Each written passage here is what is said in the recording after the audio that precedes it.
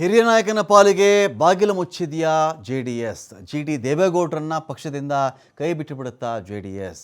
ಪಕ್ಷದಿಂದ ಕೈ ಬಿಡುವ ನಿರ್ಧಾರವನ್ನು ಕುಮಾರಸ್ವಾಮಿ ಅವರು ಪ್ರಕಟಿಸ್ತಾ ಇದ್ದಾರಾ?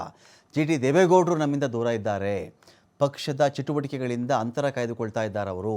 ಜಿಟಿ ದೇವೇಗೌಡರು ನಮ್ಮ ಜೊತೆ ಇಲ್ಲ, ಆ ಕ್ಷೇತ್ರದಲ್ಲಿ ನಮ್ಮ ಕಾರ್ಯಕರ್ತರು ಮಾತ್ರ ಜೊತೆಗಿದ್ದಾರೆ. ಚಾಮುಂಡೇಶ್ವರಿ ಕ್ಷೇತ್ರದಲ್ಲಿ ಸಶಕ್ತ ಜನನಾಯಕರಿದ್ದಾರೆ, ಅಂಥವ್ರನ್ನ ಗುರುತಿಸಿ ಮುಂದಿನ ಚುನಾವಣೆಗೆ ಸ್ಪರ್ಧೆಗಿಳಿಸ್ತೀವಿ ನಾವು. ಮೈಸೂರಿನಲ್ಲಿ ಪ್ರೆಸ್ ಮೀಟಲ್ಲಿ ಎಚ್ ಡಿ ಕುಮಾರಸ್ವಾಮಿ ಅವರ ಹೇಳಿಕೆ ಇದು. ಕೊನೆಗೂ ಜಿ ಟಿ ಡಿ ವಿಚಾರದಲ್ಲಿ ತಮ್ಮ ನಿರ್ಧಾರ ಏನು ಅಂತೇಳಿ ಎಚ್ ಡಿಗೆ ಪ್ರಕಟಿಸಿದಂತೆ ಆಯಿತು. ಆದರೆ ಏನಾಗ್ಬಿಡುತ್ತೆ ನಿಮಗೆ, ಜಿ ಟಿ ದೇವೇಗೌಡರ ವಿಚಾರದಲ್ಲಿ, ಅವರ ಮಗನ ವಿಚಾರದಲ್ಲಿ, ಅದು ಟಿಕೆಟ್ ಕೊಡೋ ವಿಚಾರದಿಂದ ಹಿಡಿದು ಜಟಾಪಟಿ ನಡೀತಾನೆ ಇತ್ತು. ಜಿ ಟಿ ದೇವೇಗೌಡರು ಬಿಟ್ಟರೆ ಜೆ ಡಿ ಎಸ್ಗೂ ಆ ಭಾಗದಲ್ಲಿ ದೊಡ್ಡ ನಾಯಕರು ಕಾಣಿಸ್ತಾ ಇಲ್ಲ. ಆದರೆ ಜಿ ಟಿ ದೇವೇಗೌಡರು ಸ್ವಂತ ಬಲದಿಂದ ಬೇಕಾದ್ರೂ ನಾನು ಗೆಲ್ಲಬಲ್ಲೆ, ನಾನು ಸಿದ್ದರಾಮಯ್ಯನವ್ರನ್ನೇ ಸೋಲಿಸ್ತಂಥವನು ಅಂತ ಅವ್ರಿಗೊಂದು ಹುಮ್ಮಸ್ಸು, ಅವ್ರಿಗೊಂದು ಇದ್ದೇ ಇದೆ. ನನ್ನ ಬಲದಿಂದ ನಾನು ಗೆಲ್ಲಬಲ್ಲೆ, ಜೆ ಡಿ ಎಸ್ ಟಿಕೆಟ್ ಕೊಟ್ಟರು ಅಷ್ಟೇ, ಕಾಂಗ್ರೆಸ್ ಟಿಕೆಟ್ ಕೊಟ್ಟರು ಅಷ್ಟೇ ಅಂತೇಳಿ ಅವ್ರಿಗೊಂದು ಮಾತಿದೆ. ಇದರ ಮಧ್ಯದಲ್ಲಿ ಪಕ್ಷದಿಂದ ಜಿ ಟಿ ದೇವೇಗೌಡರು ಉಚ್ಚಾಟನೆ ಯಾಕೆ ಮಾಡಲಿಲ್ಲ ಇವರು?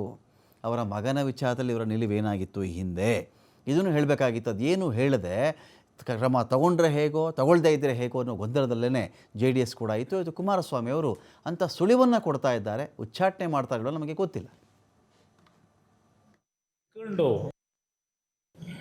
ಈಗ ಅವರು ನಮ್ಮ ಜೊತೆನಲ್ಲಂತೂ ಇಲ್ಲ, ನಮ್ಮ ಕಾರ್ಯಕರ್ತರು ಡಿಸ್ಟರ್ಬ್ ಆಗೋದ ಅವಶ್ಯಕತೆ ಇಲ್ಲ.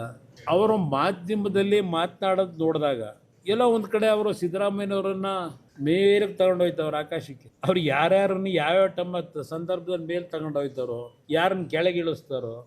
ಈ ಒಂದು 15 ವರ್ಷದ ರಾಜಕೀಯ ನೋಡಿದ್ರೆ ಅವ್ರ ನಡವಳಿಕೆ ನೋಡಿದ್ದೀವಿ ನಾವು. ಇಲ್ಲಿ ಇದ್ಕೊಂಡು ಈಗ ಕಾಂಗ್ರೆಸ್ ಮುಖ್ಯಮಂತ್ರಿ ಹೊಗಳಿದ್ರೆ ಏನರ್ಥ? ಅದು ಕಾಂಗ್ರೆಸ್ ಮುಖ್ಯಮಂತ್ರಿಗಳನ್ನ ಹೊಗಳ್ಕೊಂಡು ನಾನು ಜೆ ಡಿ ಎಸ್ ಅಲ್ಲೇ ಇದ್ದೀನಿ ಅಂತ ಹೇಳಿದ್ರೆ ನಗಲ್ವ ಯಾರಾದರೂ?